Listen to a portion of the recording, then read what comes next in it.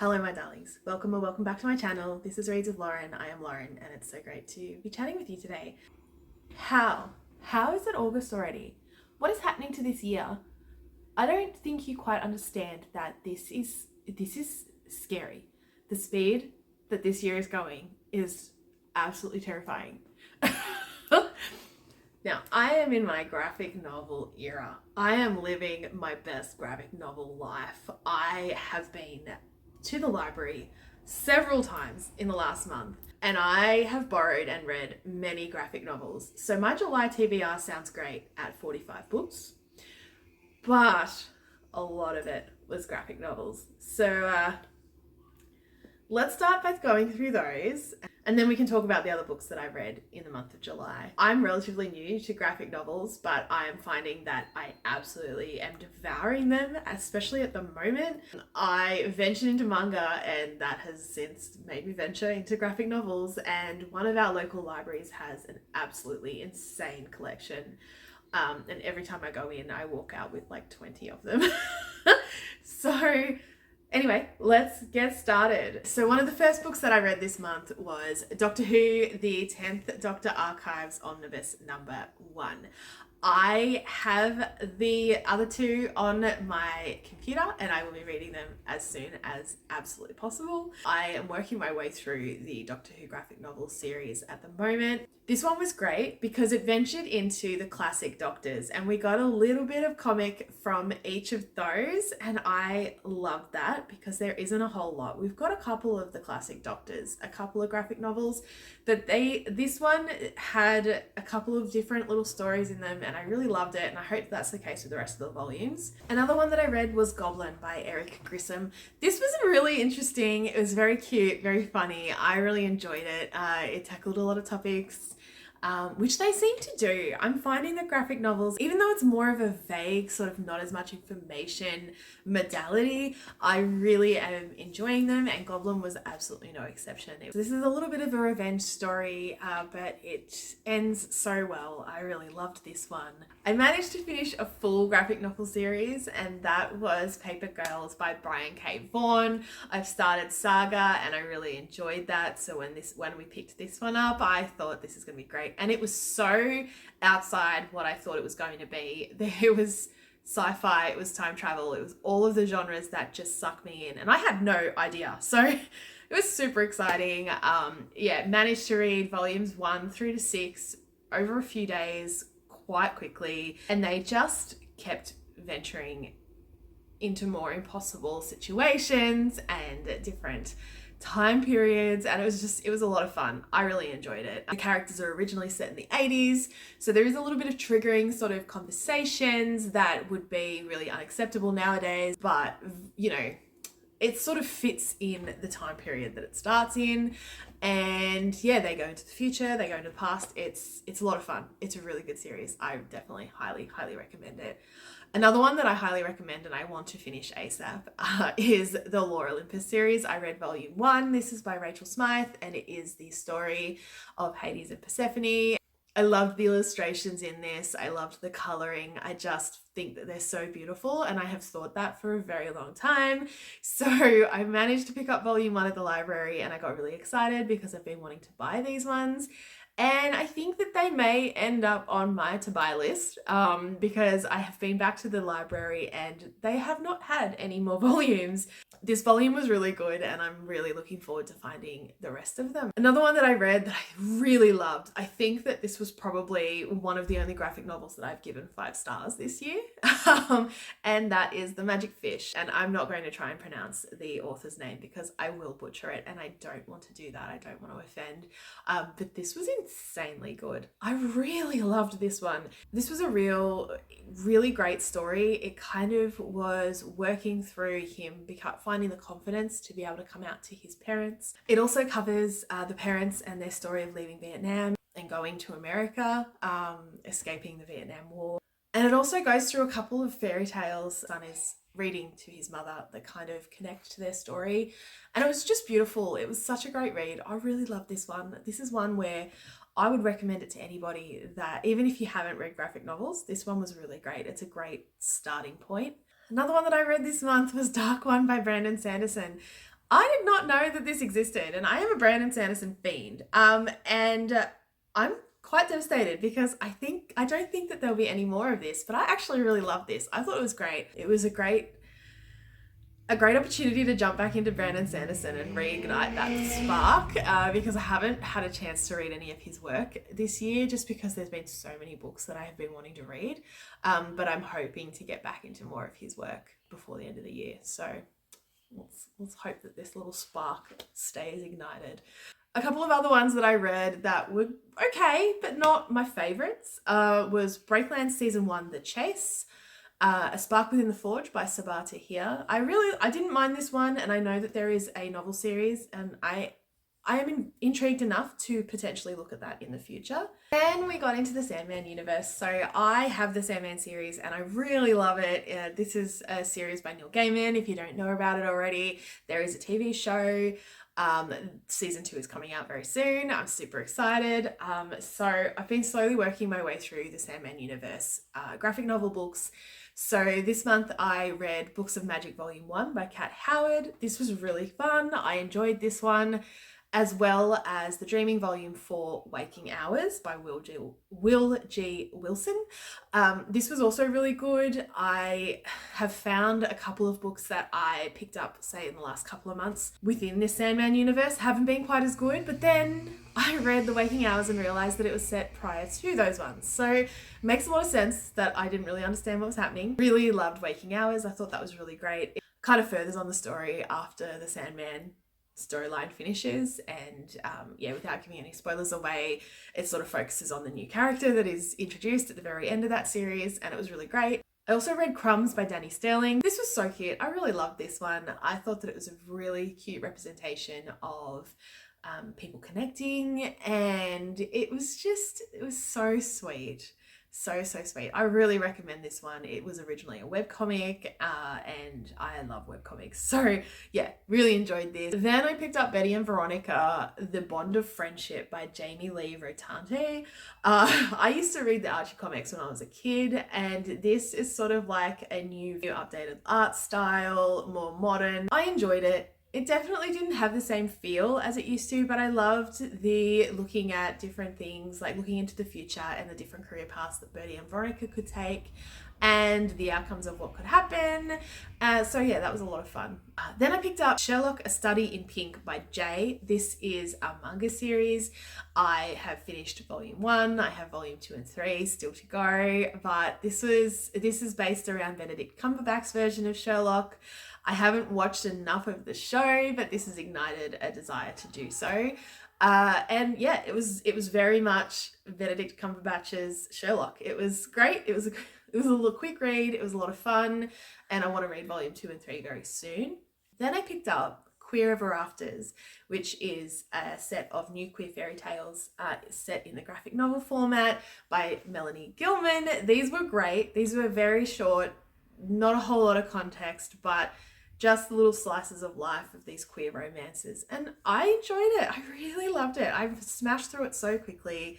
And it's just great to see so many different modalities and formats of queer stories being represented. I just love that. Speaking of queer stories, another one that I read was Kisses for Jet by Joris Bass Bakker. This was so good. It was very representative of someone who is transgender and isn't quite aware of it, and their realization as they're going along during life. I enjoyed it. I thought that it was really well done. I thought the art style was a lot of fun. And yeah, it was a good read. It was a great read. I've had a lot of success this month with graphic novels, if you can't tell. Another one that I read and I absolutely adored. This was so cute. It was definitely more YA, but The Greatest Thing by Sarah Winifred Searle was really good. It delves into some topics that are a little bit triggering, so definitely look up the trigger warnings. But it's It was really good. I think it was really well done. I think that the representation of someone with an eating disorder was very good. I think that the relationships and the conflicts that were building up through this storyline were also really good. It was a longer one, so I got a lot more storyline and I really enjoyed it.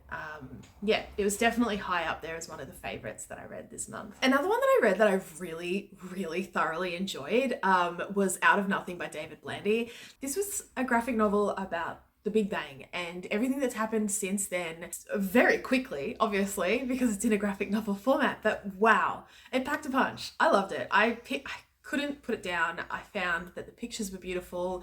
The history and the science that is involved in it is so good. It's a fascinating topic for me, so I loved ingesting it in such a quick way. And a couple that I've read recently and haven't had the chance to return to the library, I have Cyberpunk 2077, Trauma Team. This was volume 1. I'm sure that if I went into the rest of the volumes, I would understand a little bit more.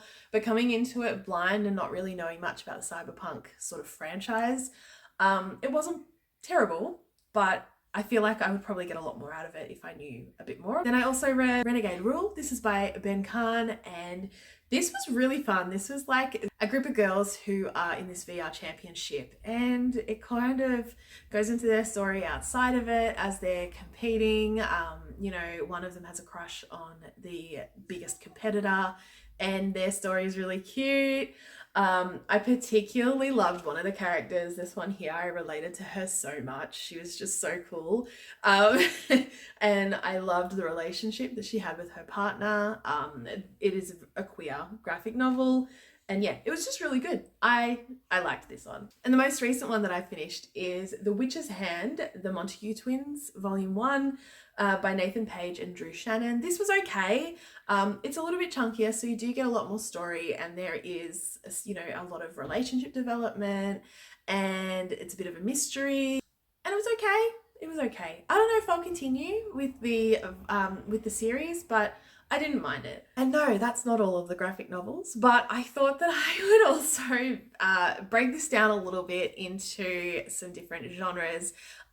First of all, with my D&D books. So I have recently just started playing D&D with my partner and his friends, and I had absolutely no idea what I was doing. So I picked up a few D&D books. A couple of them were middle grade, but I think that I really needed the absolute basics.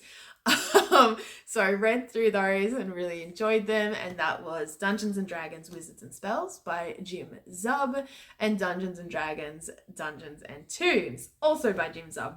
Gave me a little bit more insight into what the heck I was doing. But I also picked up a couple of graphic novels in that area, and one of those was Dungeons & Dragons Forgotten Realms by Ed Greenwood.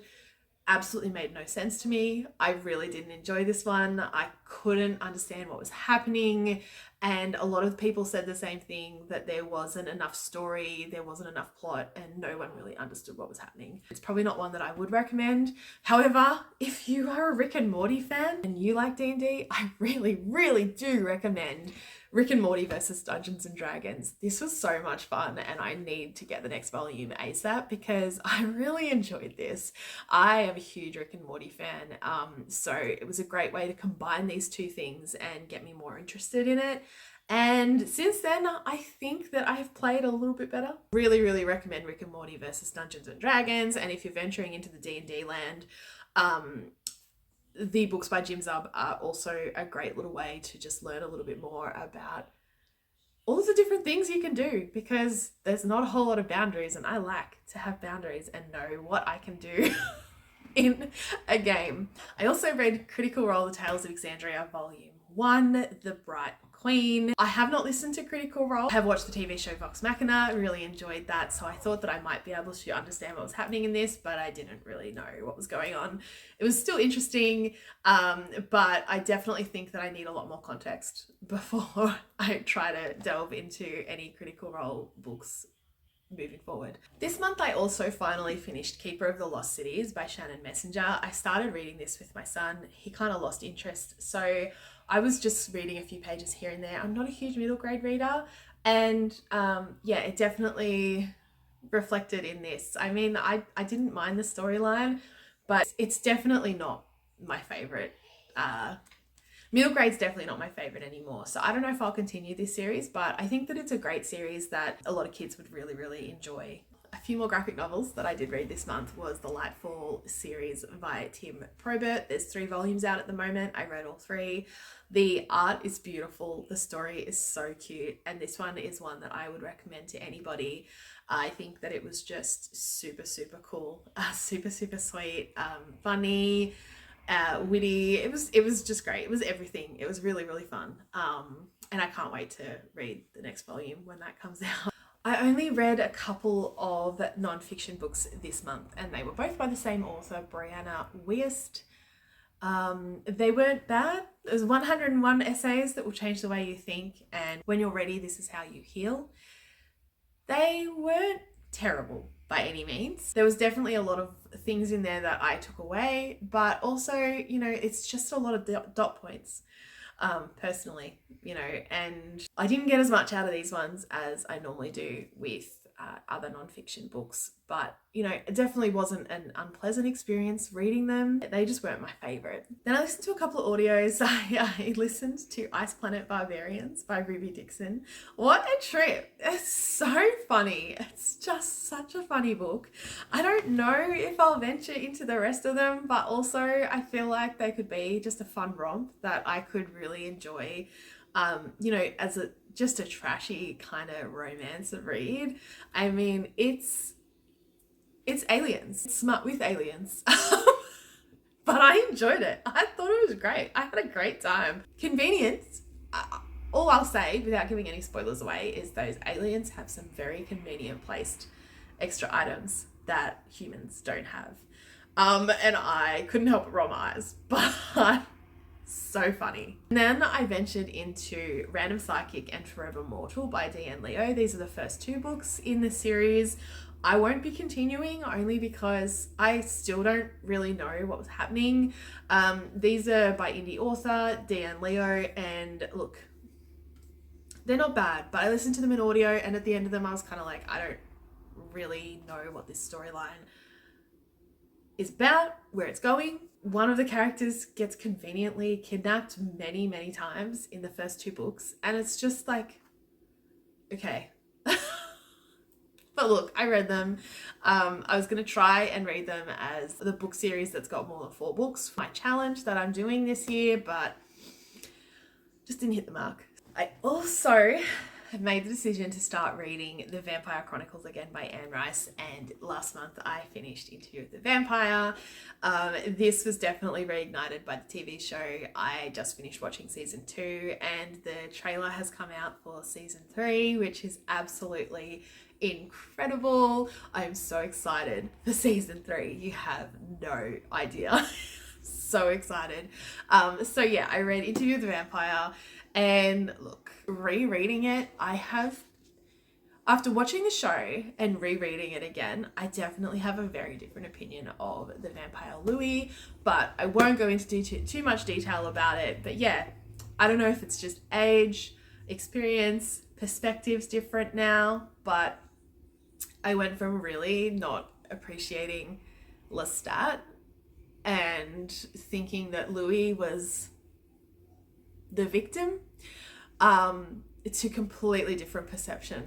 I'm very intrigued. I'm reading Vampire Lestat at the moment and just loving it, especially knowing that this is going to be the storyline for season 3. I just can't wait. Another one I finished this month that I absolutely loved was A Court of Wings and Ruin by Sarah J Maas.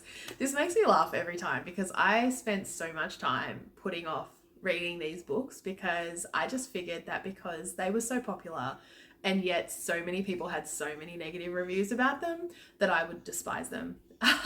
But I am a fangirly at heart, so it doesn't surprise me that I've loved these. I haven't read the rest of the series yet. I love the storyline and the plot and the wars and everything that's going on, so like that's what I'd want to be delving more into. So we'll see what happens with the rest of the series, but I really enjoyed A Court of Wings and Ruin. It was my favorite of the lot. And then the last few books that I read, there's only 3 more, but I read Paul Takes the Form of a Mortal Girl by Andrea Lawler. This is one that has been on my radar for ages. Look, I just don't think I'm a big fan of literary fiction. I thought that this would be different. I thought that this story would be more interesting. The main character, Paul, has the ability to be able to change genders. This is set in 1993. It is during the big AIDS pandemic that was going on, and I thought that there was going to be just so much conversation about this stuff. And a lot of topics did come up, but they were kind of brushed over. We didn't really know or learn why he could do what he did. He didn't really learn anything from the experiences. But I think that maybe it's just literary fiction is just not for me. I don't find it as satisfying. Maybe it wasn't as good as I hoped it was going to be. But I think it might just be that it's just a genre that just doesn't quite work for me. And I just wanted a little bit more.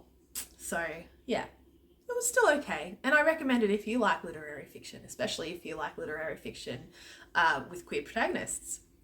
But yeah, it just didn't quite hit the mark for me. Then I read Something Spectacular by Alexis Hall. This is look, I love Alexis Hall. I love that we have authors out there that are writing queer romance that is just so out there and so smarmy and so like just ridiculous. This was so much fun, but I also was just like, this is one of the most ridiculous books I've ever read.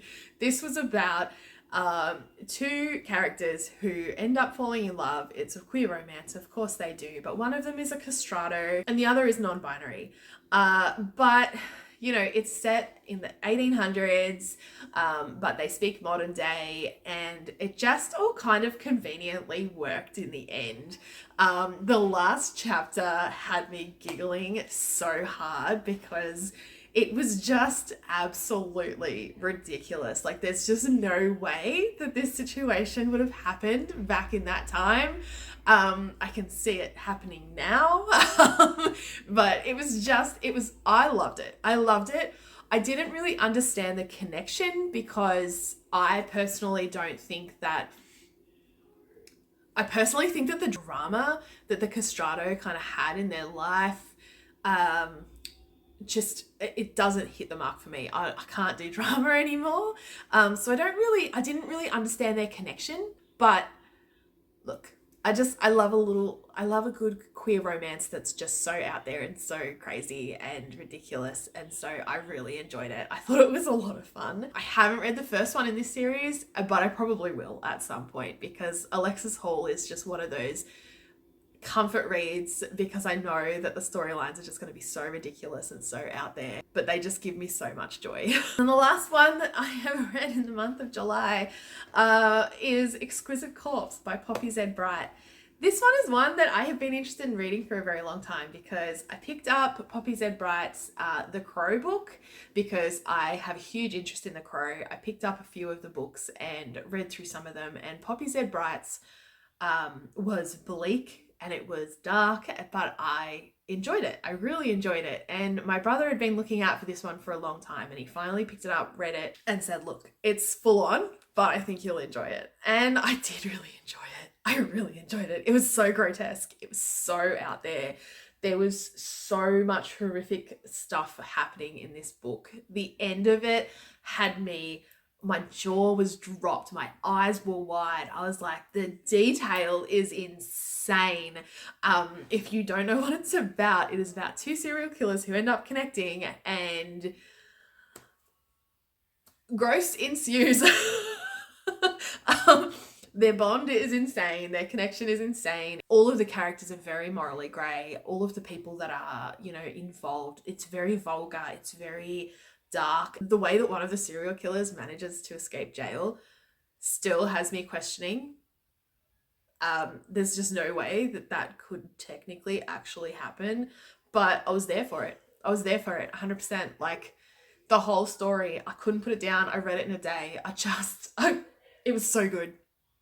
So good, but massive trigger warnings. It is so grotesque. The detail of what they do to those people is just gut-wrenching, and I couldn't look away. It was like a car crash. A brilliant car crash. So if you like horror and you like reading about serial killers, I highly recommend it. It's such a good car crash to be involved in. Oh gosh. Anyway, that is all 45 books that I have read this month. Let me know what you read this month. I would love to hear if you read any of these and what your thoughts were about them. Enjoy the rest of your day, and I look forward to chatting with you in another video very, very soon. Goodbye, my darlings.